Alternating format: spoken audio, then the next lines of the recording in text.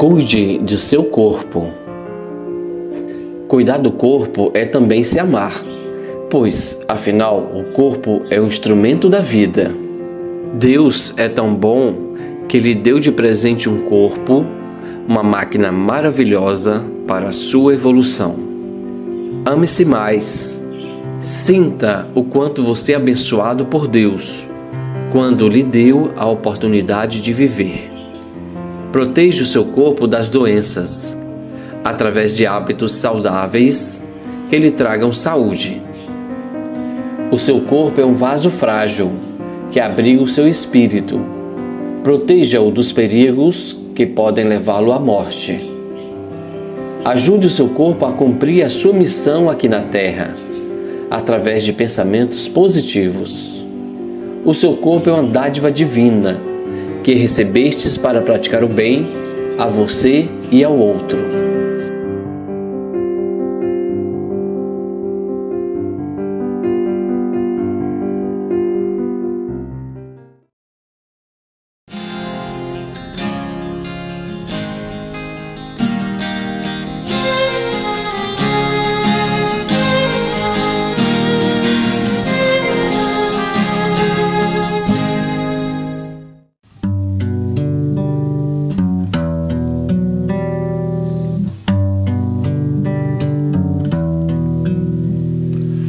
Acredite, estou aqui ao teu lado e vou te ouvir.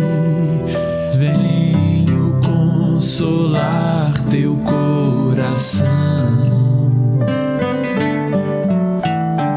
Fale-me do teu sofrer, busque a mim, basta querer. Posso restaurar a tua vida. Aleluia, aleluia, aleluia,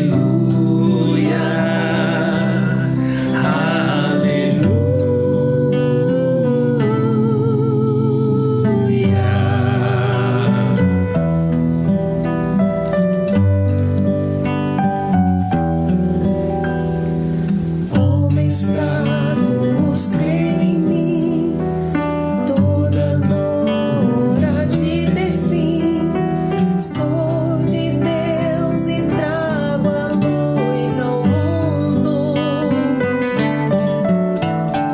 Todo pranto há de secar, a esperança vai brotar. Sinta minha presença em sua vida. Aleluia, aleluia, aleluia, aleluia.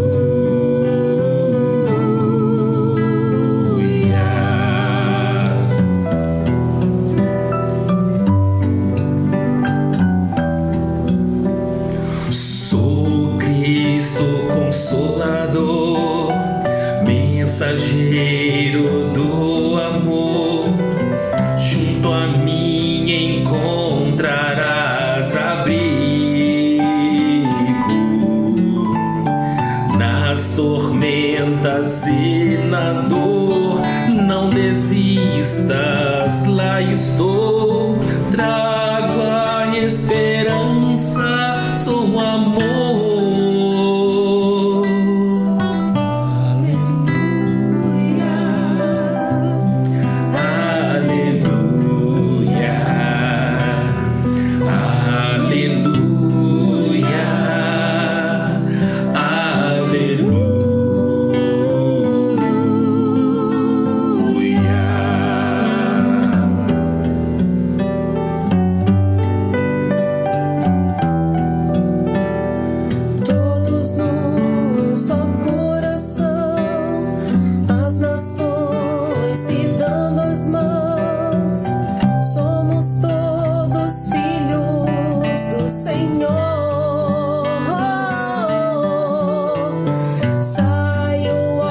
onde entrar o amor, vai a guerra, nasce a flor, então cantaremos aleluia.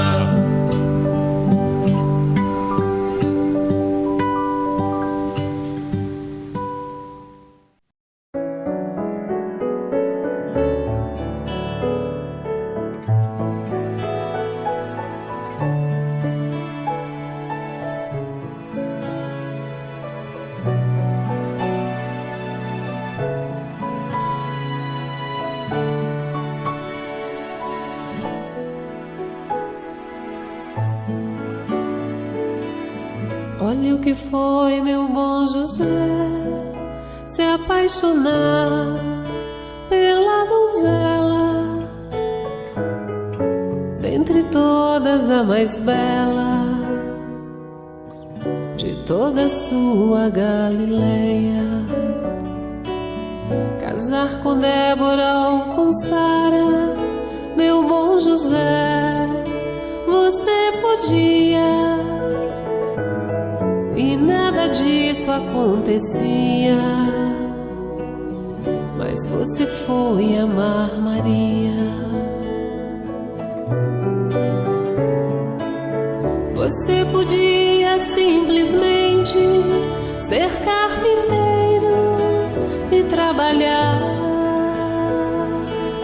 sem nunca ter que se exilar, nem se esconder com Maria. Meu bom José, você podia ter muitos filhos com Maria e teu ofício ensinar, como teu pai sempre fazia.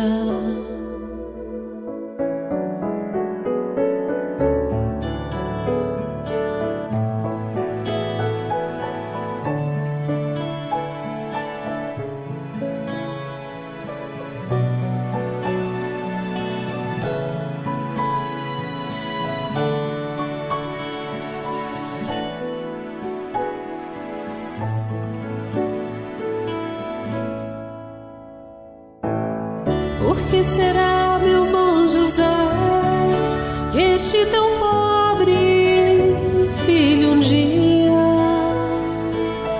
andou com estranhas ideias e fizeram chorar Maria? Me lembra às vezes de você, meu bom José, meu pobre amigo, que desta vida só queria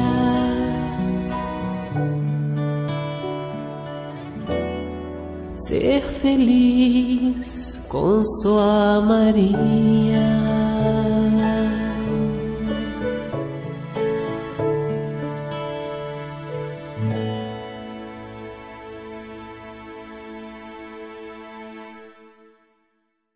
E vamos fechar com essa canção, que acho que tem tudo a ver com momentos como esse, da nossa querida Senira Pinto, que se chama Quanta Luz. Vamos lá então.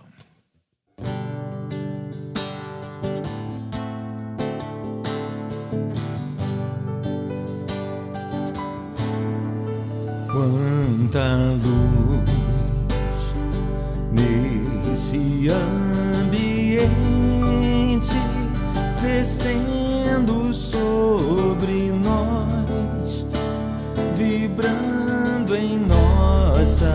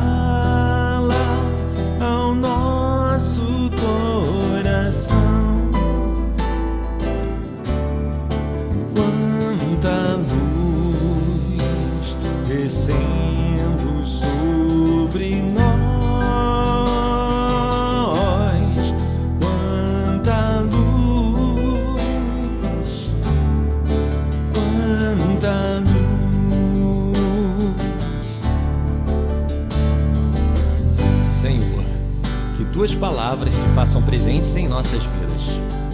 Peço a Ti, pelos nossos familiares, pelos nossos amigos, por todos aqueles que sentem frio e fome e que não têm o que comer. Estes são irmãos que pensam estar longe da Tua presença.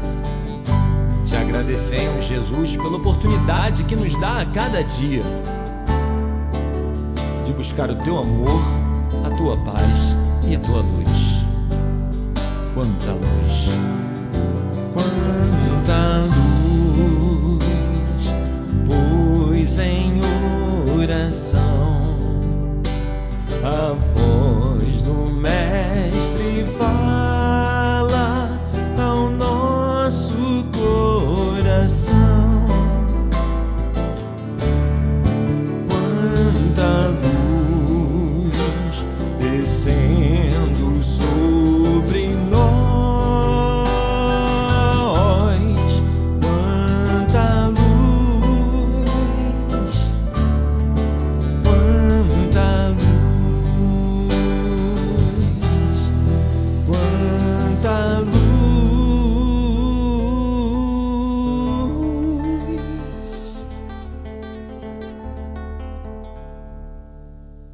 Quanta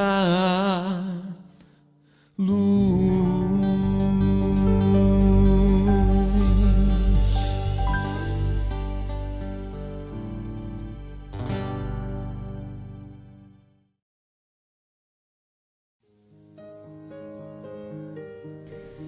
Bom relacionamento com os outros.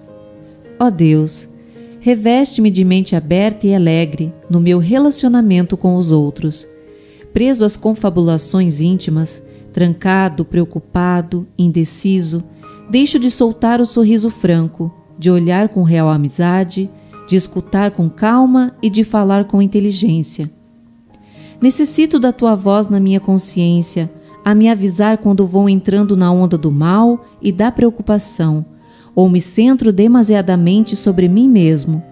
É para este momento, para este aviso interior, que busco o reforço da Tua voz. Se muito tenho a dar aos outros, eles também podem enriquecer-me com conhecimentos e bons sentimentos. Relacionando-me bem, passo a viver contente e esperançoso, melhoro a disposição para o trabalho e conquisto uma saúde firme e completa. Com a Tua bênção sustentando-me, com a Tua luz iluminando-me e com a Tua alegria contagiando-me, seguirei feliz pela estrada da vida. Obrigado, obrigado.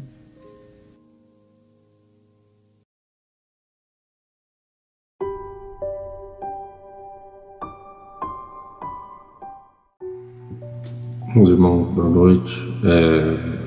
Gostaria de convidar a todos para podermos mentalizar a figura de Jesus, nosso mestre, nosso irmão maior.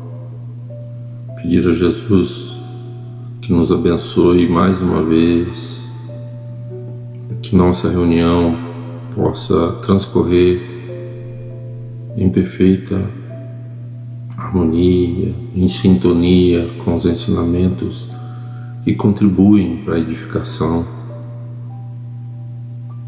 de todos nós como seres espirituais, em busca de aprimoramento, de crescimento e transformação, para seguirmos os caminhos da evolução, os caminhos traçados por vós, Mestre Jesus. Nós aproveitamos esse momento e pedimos aos nossos amigos espirituais que possam levar as energias fluídicas emanadas dos pensamentos de cada um de nós aos irmãos mais necessitados. Estejam eles nos nossos lares, estejam eles nos hospitais, nos presídios, nas ruas, onde houver a necessidade, onde houver o sofrimento, ele possa chegar e que os nossos irmãos possam se sentir amparados e protegidos por essas energias fluídicas do bem, emanadas do nosso desejo sincero em contribuir com um plano maior no alívio dos nossos irmãos. Para tanto, eu convido a todos a fazermos a oração que Jesus nos ensinou.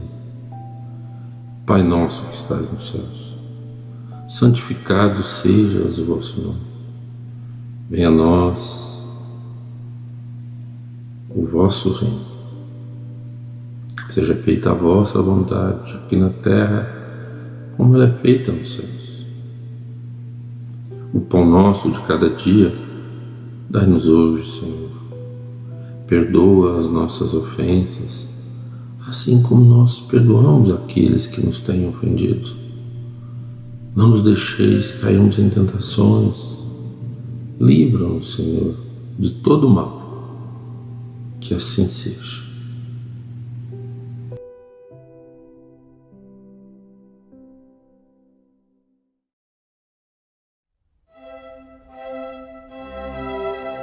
Estudando o Livro dos Espíritos com Allan Kardec.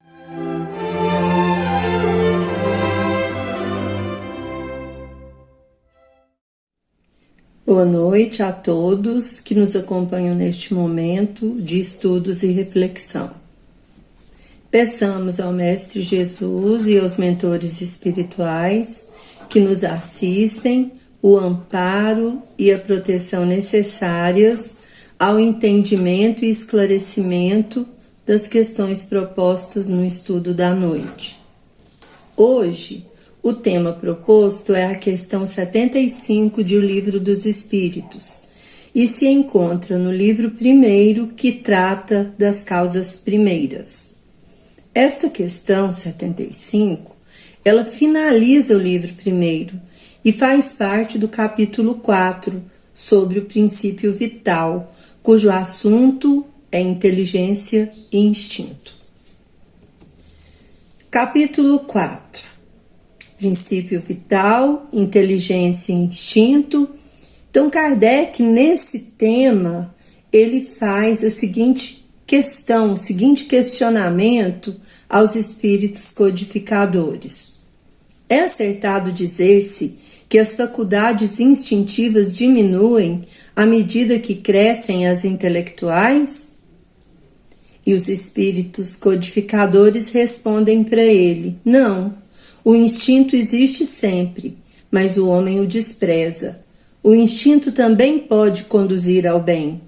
Ele quase sempre nos guia e algumas vezes com mais segurança do que a razão. Nunca se transvia. E aí Kardec faz uma complementação com mais outra pergunta, que é a questão 75A. Por que nem sempre é guia infalível a razão? E os espíritos respondem para o Kardec: seria infalível se não fosse falseada pela má educação, pelo orgulho e pelo egoísmo. O instinto não raciocina, a razão permite a escolha e dá ao homem o livre arbítrio. E Allan Kardec ainda faz uma complementação com o seguinte comentário: o instinto é uma inteligência rudimentar, que difere da inteligência propriamente dita, em que suas manifestações são quase sempre espontâneas, ao passo que as da inteligência resultam de uma combinação e de um ato deliberado. O instinto varia em suas manifestações, conforme as espécies e as suas necessidades. Nos seres que têm a consciência e a percepção das coisas exteriores, ele se alia à inteligência, isto é, à vontade e à liberdade. Bom, Kardec aqui, então, a gente viu que ele fez um questionamento bem interessante para o nosso entendimento. Ele pergunta, então, se conforme ocorre o desenvolvimento da inteligência, o instinto diminui. E os espíritos superiores responderam que não, que o instinto não diminui, e ele está sempre presente nos seres pensantes. O homem é que o despreza por conta da utilização da sua razão. E a razão, através do livre-arbítrio, que é as escolhas que o homem faz de forma equivocada. O instinto é uma espécie de inteligência não racional. Ele é mecânico e, sendo assim, não raciocina, portanto, não se equivoca, não se sujeita aos enganos das escolhas humanas. Então, o que interfere nas nossas escolhas são as nossas o nosso aprendizado, o nosso orgulho, o nosso egoísmo, né, que muitas vezes, através do raciocínio que temos, nos levam a fazer, né, escolhas muito equivocadas que nos levam ao erro, né, a ir contra as leis de Deus, as leis morais, as leis da natureza. Então, são as nossas escolhas, né? O nosso raciocínio através da nossa vivência, da nossa educação, do nosso entendimento é que nos faz errar, que nos faz cometer os equívocos que cometemos muitas vezes, né? E é assim que nós aprendemos. Bom, nós trouxemos aqui também um comentário de Miramês, não podíamos deixar de trazer, porque ele é muito lúcido. Esse comentário traz muita clareza para nós com relação a esse assunto. É um comentário muito pertinente do Miramês para nós sobre essa questão 75. E ele traz esse comentário dele com a seguinte... sob o seguinte título, né? Ele faz uma comparação aqui. O título que ele dá a esse comentário é o seguinte: nascendo a razão, o instinto se atrofia? Quer dizer, se a gente raciocina, o instinto vai se atrofiando, vai perdendo seu valor? E aí então ele comenta, ele faz o seguinte comentário: o alicerce de uma obra aparentemente desaparece quando o prédio está pronto. No entanto, passa a existir com muito mais segurança do que antes, pela sua solidez no seio da terra. O instinto não atrofia ao surgir a razão. Ele perde o comando mais visível, como existe no animal. Entretanto, ajuda a inteligência nas suas difíceis soluções, no silêncio da própria vida inerente ao seu estado. Continua Miramês. O nada se perde, atinge igualmente os dons da alma. Os talentos se intercruzam em uma fraternidade perfeita, uns ajudando os outros, e todos formando um conjunto, de sorte a trazer ao mundo da consciência a harmonia divina. Compete a cada espírito compreender a ordem e trabalhar para que ela se estabeleça, com todas as suas diretrizes de amor, no centro da consciência, e esta redistribuir as bênçãos de felicidade a todo o mundo interno. O instinto é a base da conscientização de todo o saber. É como que um livro invisível, porém real, onde estão escritas todas as leis reguladas pelo tempo. A razão é esse mesmo instinto, na feição de maturidade.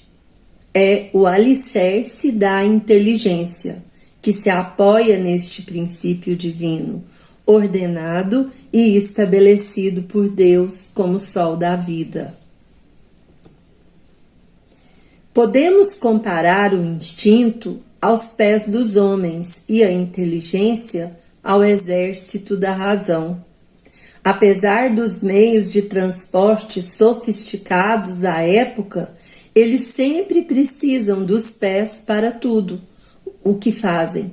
Mesmo que se lembrem pouco deles, eles são a base da locomoção dos encarnados. A doutrina dos espíritos, no seu conjunto doutrinário, nos oferece muitos meios e métodos agradáveis para exercitarmos todos os nossos dons, de maneira a que eles possam crescer, ampliando seus valores.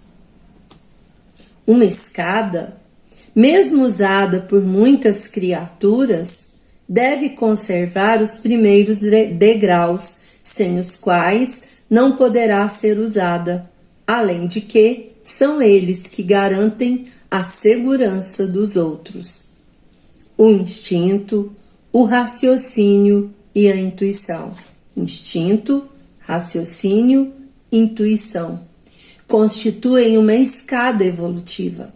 São estágios variados do mesmo dom da vida, que juntos garantem a estabilidade e nos proporcionam meios mais sólidos para vivermos em paz. Nada se acaba na vida, tudo se funde e refunde em busca da perfeição. O homem não pode desprezar o instinto porque possui a inteligência. Nem o super-homem pode abandonar a inteligência por ter conquistado a intuição. Todos os valores são úteis na engrenagem evolutiva de todos os seres. Entre mentes, deve-se saber usá-los na hora certa, como no momento exato servir-se do raciocínio. O conhecimento é a base do equilíbrio e a compreensão o estímulo de todas as forças do bem, que somadas esplendem-se no amor. O instinto nunca se transvia por ser programação da divindade, no centro das vidas menores, e a razão obedece ao livre-arbítrio da criatura, que necessita de experiências para que sua disciplina se alie ao bom senso. De fato, o instinto é uma inteligência rudimentar, mas que guarda no seu seio celeiros imortais que, desenvolvidos, ultrapassam as belezas da própria inteligência e mesmo da intuição, pelo fato de que o despertamento da alma é infinito, na extensão grandiosa do crescimento sem limites do espírito.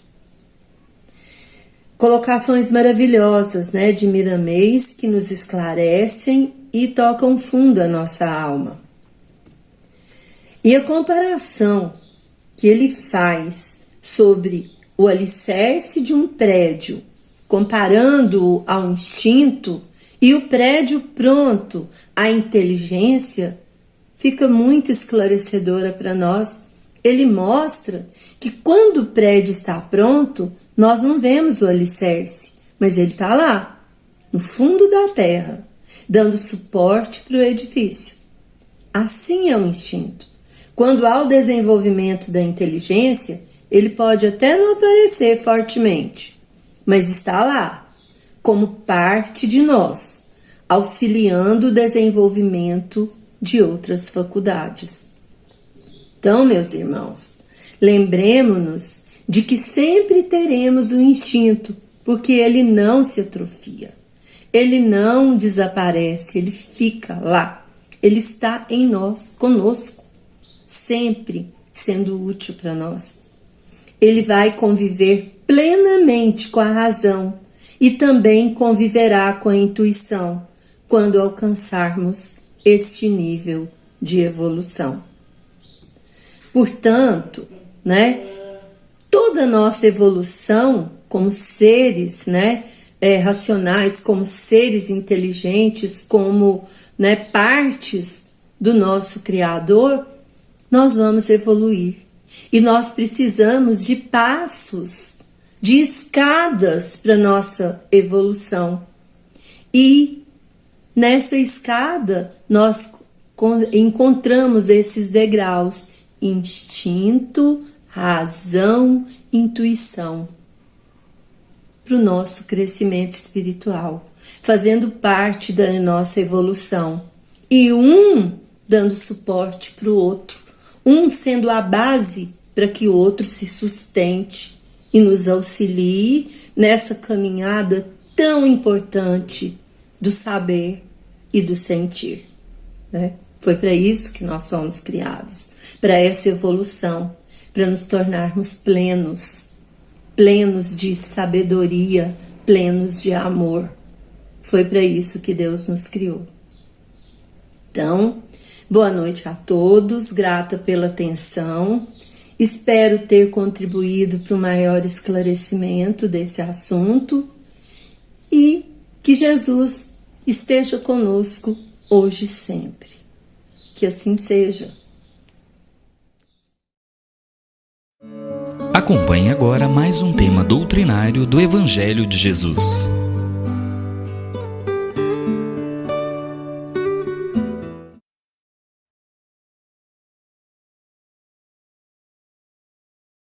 Meus irmãos, sob as bênçãos de Jesus e a proteção da Mãe Santíssima, possamos ter mais compreensão e discernimento sobre os seus ensinamentos, e com eles possamos agir de acordo com as leis divinas.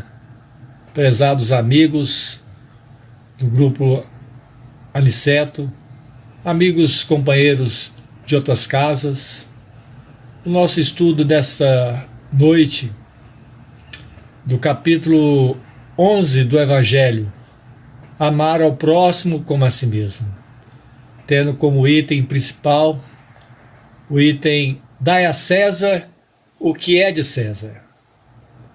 Amarás o Senhor teu Deus de todo o teu coração, de toda a tua alma e de todo o teu espírito. Este é o maior e o primeiro mandamento. E aqui tendes o segundo, semelhante a esse: amarás o teu próximo como a ti mesmo.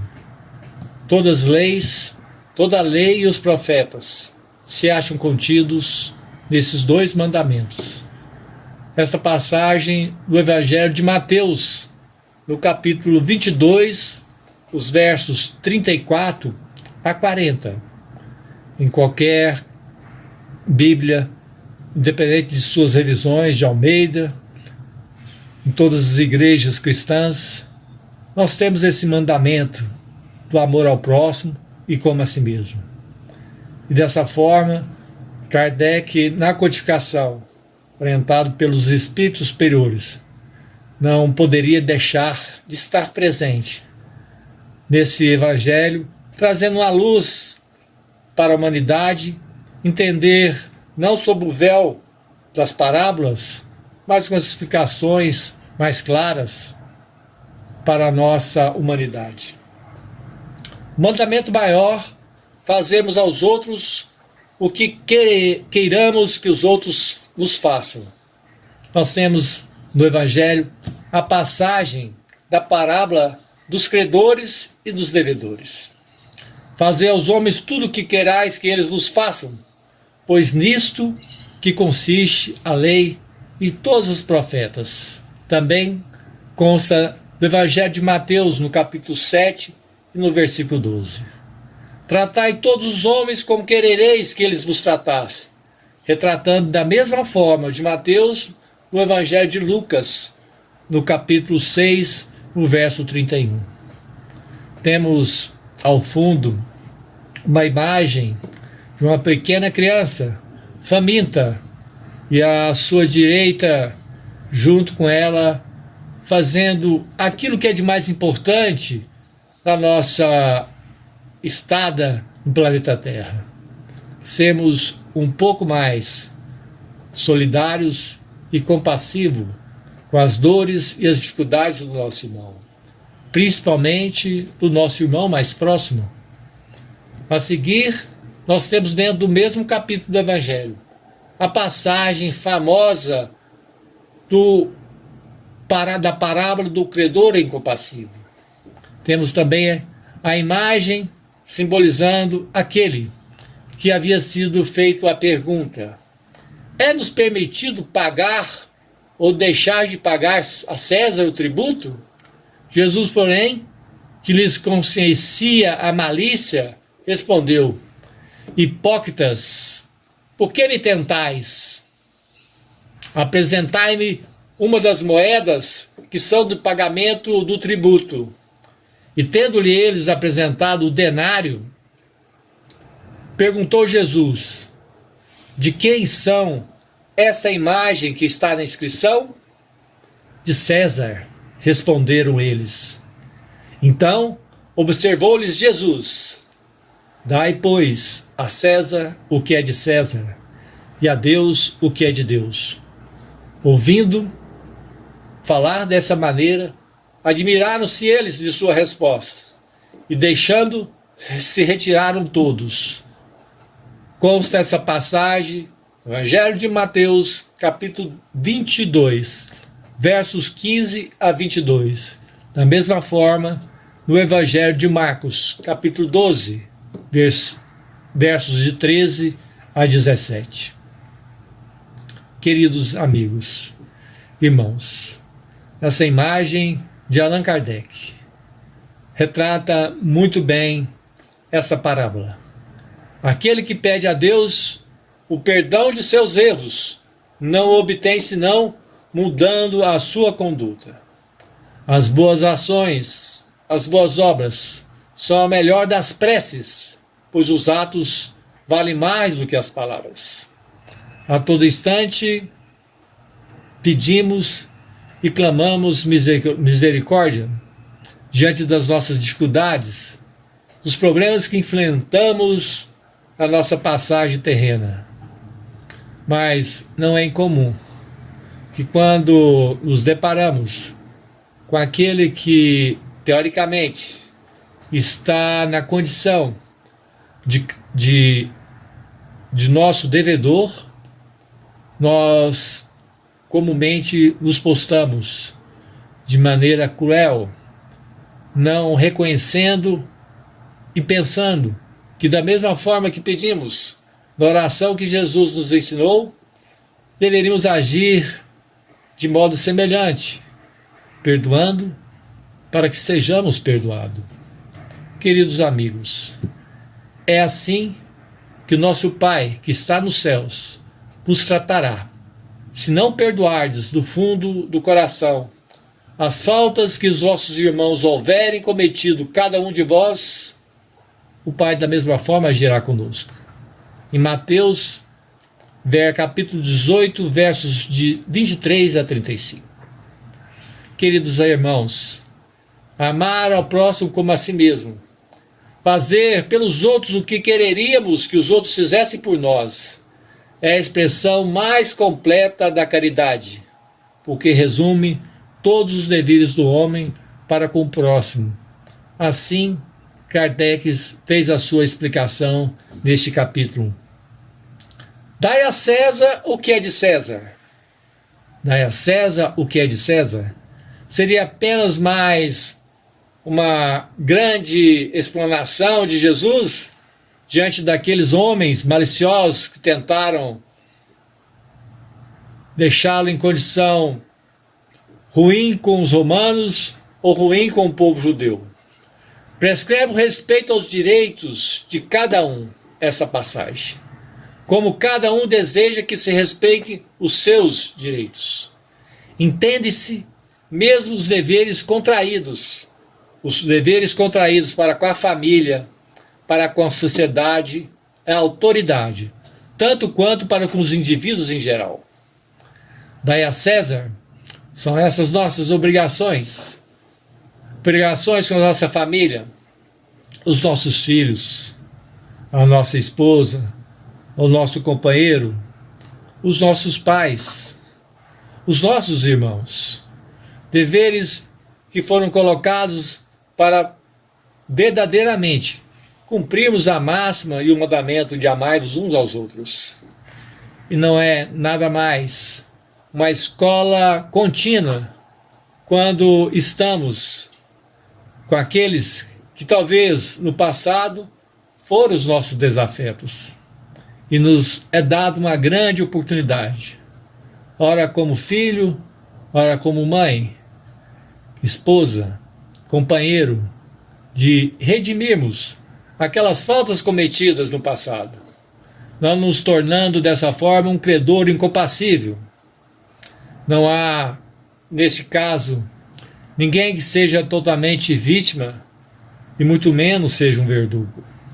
O véu do passado é colocado como uma oportunidade única para conseguirmos dar a César as nossas obrigações filiais, mas dar a Deus as nossas obrigações celestiais.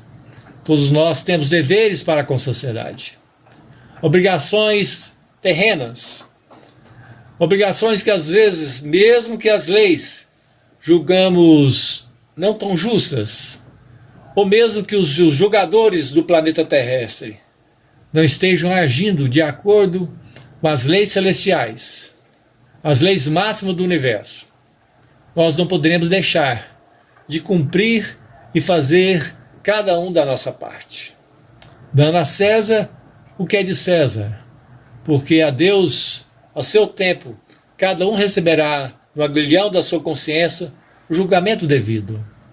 O nosso dever com a sociedade, com o nosso planeta, aquilo que fazemos com o patrimônio do nosso corpo físico, dá a César o que é de César, de usar dignamente o patrimônio, o empréstimo do nosso corpo físico.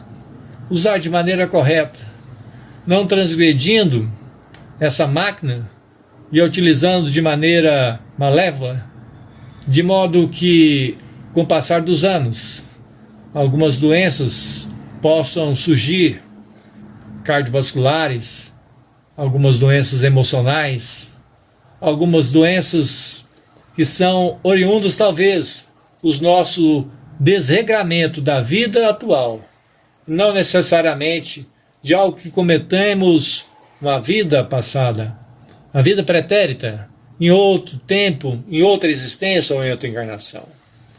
Muitas das vezes, mesmo que a genética, mesmo pelo que o corpo perispiritual traga no nosso corpo físico alguma lesão do passado, a ciência hoje, a César o que é de César, demonstra que a epigenética é uma maneira que, mesmo que a genética possa não trazer tanto benefício para o nosso corpo físico, nós podemos sim começar a fazer uma mudança desde já na nossa existência, dando a César, dando a esse corpo, a esse empréstimo divino, uma máquina que poderá ser utilizada de maneira útil ao campo da vida, ao campo das pessoas que conosco convivem, e assim respeitando não só o corpo físico, mas respeitando também ao nosso planeta, a nossa natureza, a nossa casa, o nosso trabalho, a nossa família. Dai a César a autoridade. Jesus não confrontou a autoridade romana e nem as leis daquela época. Não quis transgredir a lei terrestre, mas colocou como máxima superior e suprema a Deus o que é de Deus. Os homens costumam viver como se fosse mais importante usar da sua razão e viver de modo infeliz. A pergunta, às vezes, dando simplesmente a César o que é de César, estaremos também agindo e dando a Deus o que é de Deus? Dando ao nosso Criador o que a Ele verdadeiramente é de direito?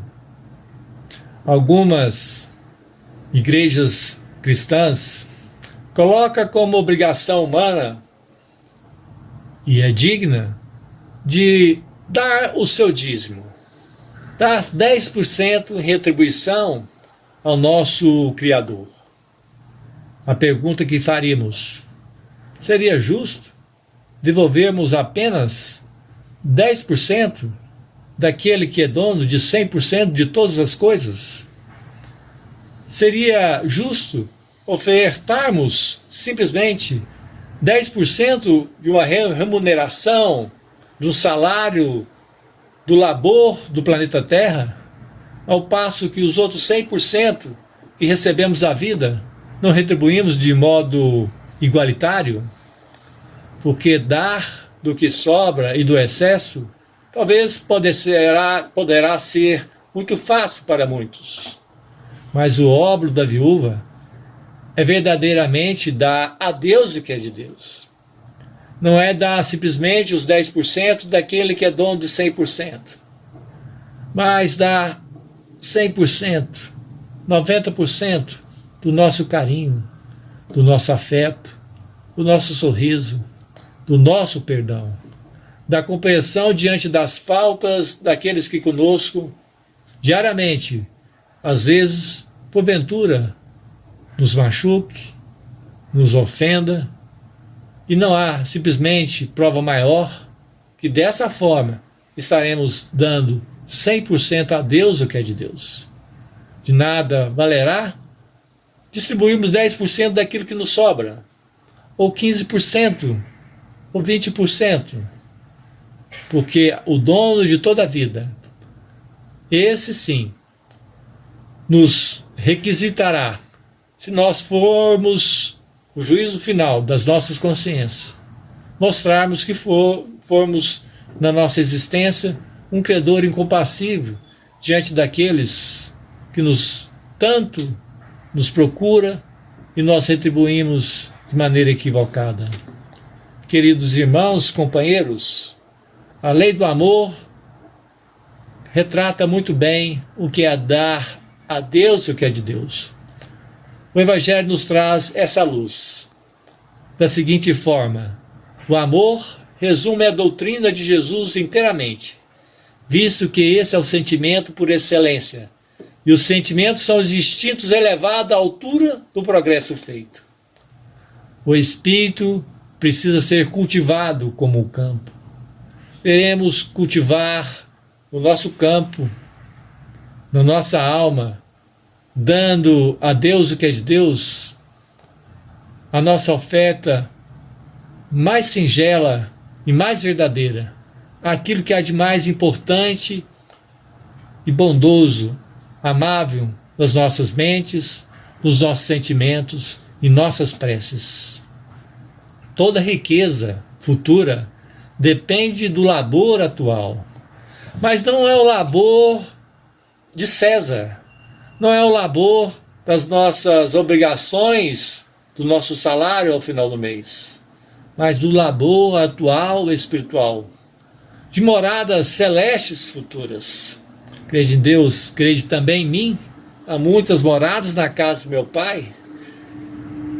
Como poderíamos habitar mundos celestes divinos se constantemente estamos dando a César o que é de César e não cumprindo o que é de Deus, o que é de Deus? Esse labor atual, mas o labor espiritual, é que vos granjeará muito mais do que bens terrestres, do que bens terrenos, a elevação gloriosa a Deus. É então que, compreendendo a lei do amor, que liga a todos os seres, buscarei nela os gozos suavíssimos da alma, prelúdios das alegrias celestes, conforme a explicação dada na Instrução dos Espíritos, por Lázaro, em Paris, em 1862. Ao fundo, temos uma imagem de um homem escalando uma escada e colocando a mão às estrelas.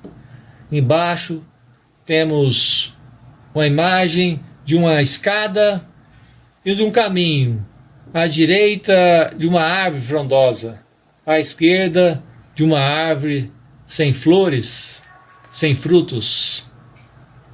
A nossa caminhada, esse labor espiritual de almas milenares. É uma caminhada infinita, uma escada de Jacó, até um dia aos céus divinos, no reino da morada dos justos, podermos cumprir e dar e receber a Deus o que é de Deus. Pobres irmãos, o vosso amor se restringe às vezes a um círculo íntimo de parentes e de amigos, sendo-vos indiferentes aos demais que conosco convivem? Pois bem, para praticardes a lei do amor, tal como Deus entende, preciso se faz, chegueis passo a passo, amar a todos os vossos irmãos indistintamente. A lei do amor constitui, primeiro, o mais importante preceito da vossa nova doutrina de Jesus, porque é ela que um dia matará o egoísmo, qualquer que seja a forma que se apresente, dado que além do egoísmo pessoal, há também o egoísmo de família, o egoísmo de grupos, de casta, de nacionalidade. Disse Jesus: amai o vosso próximo como a vós mesmo. Ora, qual seria o limite dessa relação ao nosso próximo? Será a família? Será a seita, uma nação? Não, não. É a humanidade inteira. Nos mundos superiores, o amor recíproco é que harmoniza e dirige os espíritos adiantados que os habitam.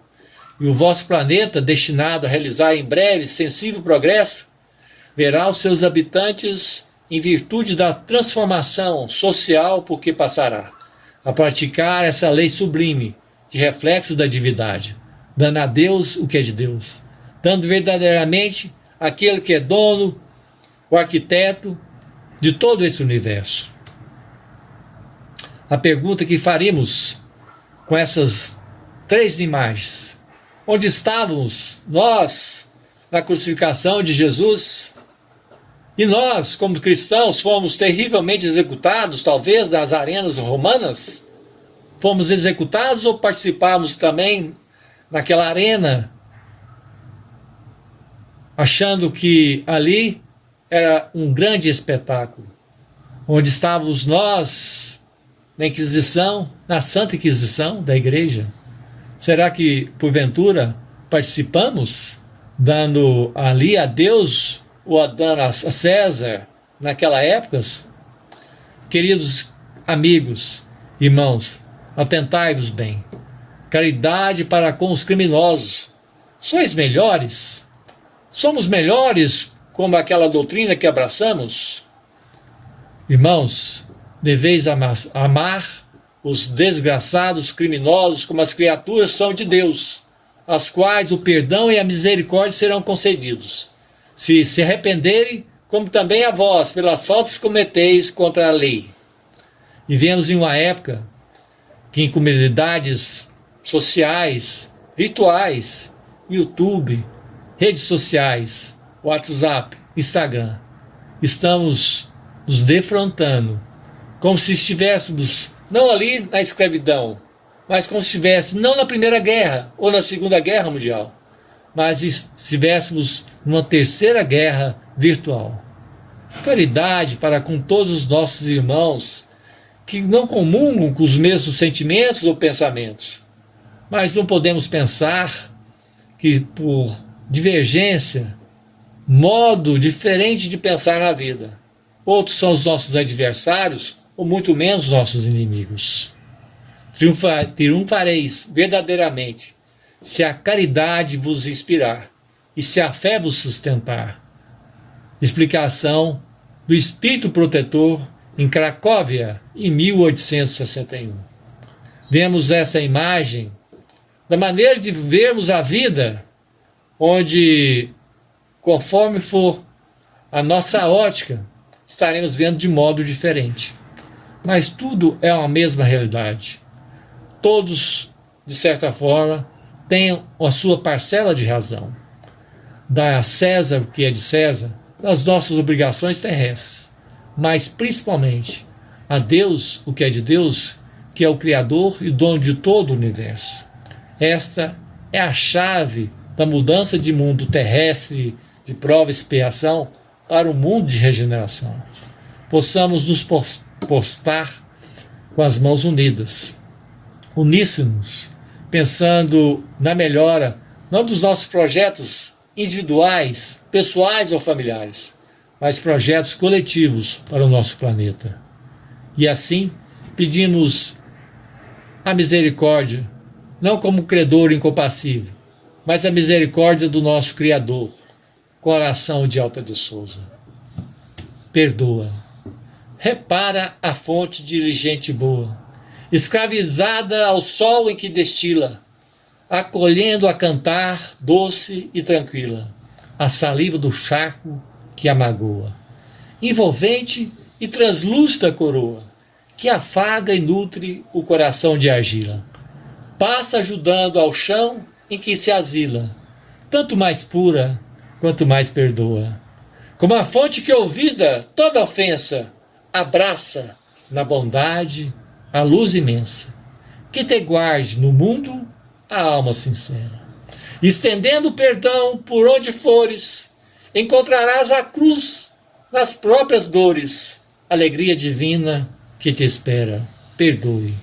Dai a César o que é de César, o nosso planeta Terra. Dai a Deus, o Criador, arquiteto do universo, o que é de Deus, a nossa eterna gratidão. Deus nos abençoe, Deus ilumine, que assim seja.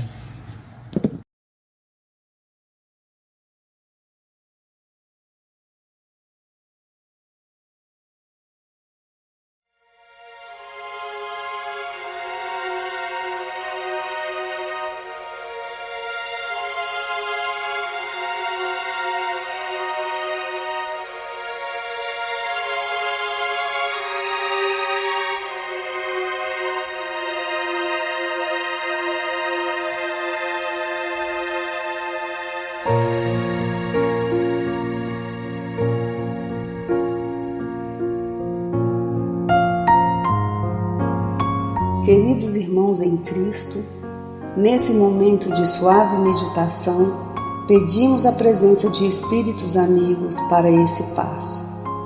Senhor de infinito poder e bondade, ajudai-nos a retirar da nossa mente todos os pensamentos negativos que se encontram alojados em nossa alma, fruto da nossa condição de ser imperfeito.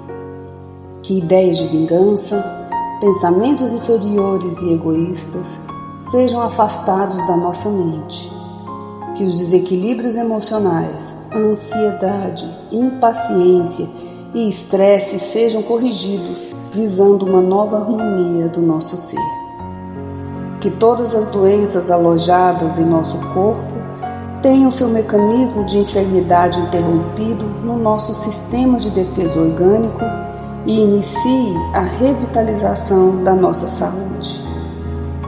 E assim, meu Pai Celestial, com suas bênçãos e as energias luminosas e curativas de seus missionários, possamos receber as melhores vibrações energéticas através deste passe e que essas vibrações venham em forma de ideias edificantes, de otimismo, alegria, e nos fortaleça para o perdão, a paciência e a serenidade necessárias à resolução de nossos problemas e provações.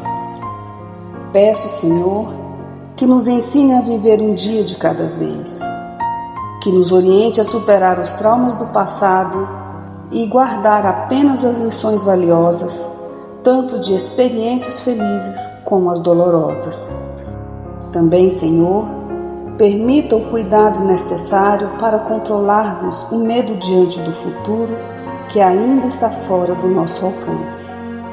Que possamos aproveitar a beleza e o sabor dessa existência em cada momento sagrado que o Senhor nos permite viver, com sabedoria, discernimento e entusiasmo pela vida. Que nessa jornada terrena possamos aprender a nos elevar espiritualmente um pouco a cada dia, sempre seguindo os conselhos do Cristo. E que o espírito de fraternidade, o amor de Deus ao próximo e a nós mesmos sejam a base do nosso comportamento. e a prática da caridade e do perdão a nossa conduta diária. E dessa forma, possamos ser merecedores das suas bênçãos, nos fortalecendo e curando nossas enfermidades por sua intercessão misericordiosa. Em nome de Jesus, agradecemos por tudo que recebemos até o dia de hoje, rogando mais uma vez a tua proteção, o teu amor e a tua paz.